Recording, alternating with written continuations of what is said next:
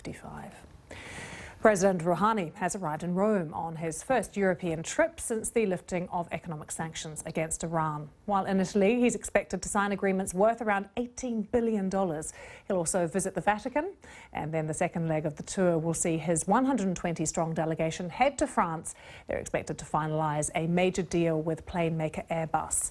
With me here is BBC Persian correspondent Amir Paiva. So, Amir, President Rouhani secured the nuclear deal. Sanctions have been lifted. Now he's in Europe to do business. Absolutely. So this will be for him the turning point of his presidency.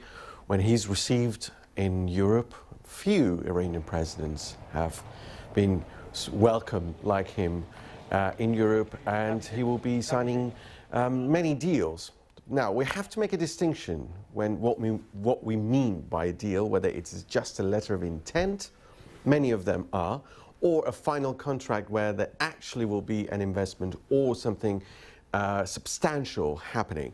Of course, the Iranian president will prefer to have a big bang of deals now that sanctions are lifted to show the Iranians it was worth giving up on nuclear ambitions in return for this.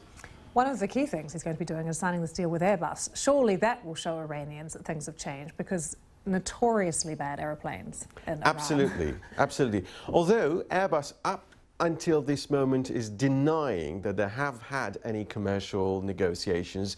What they told me in a statement is that, look, the sanctions have just been lifted. We have listened to Iranians, but there's a lot more to do, which leads us to believe there may not be direct purchase of new airplanes directly from Airbus. It could be leasing it from a leasing company. We don't yet know.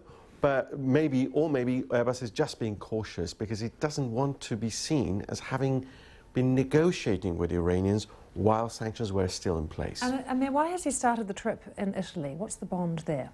Iran and Italy had very good trade ties before sanctions and even well into the sanctions. There are a couple of deals with the Italian side which are apparently close to be finalized in steel, construction, mining. And also, of course, it's a good gesture for an Iranian president to meet the Pope and discuss both their concerns about what is happening in the Muslim world and the Christians, especially Christians in Iran, possibly. So all in all, it will be a good start for the Iranian president. I heard Aaron saying earlier that he feels like companies are literally signing up now to do business with Iran. Is that how it feels? They definitely are lining up, but it's not going to be a walk in the park. You cannot transact, you cannot conduct a deal if big banks are not engaged. And big banks are very cautious because many of them were fined when they were found for violating sanctions.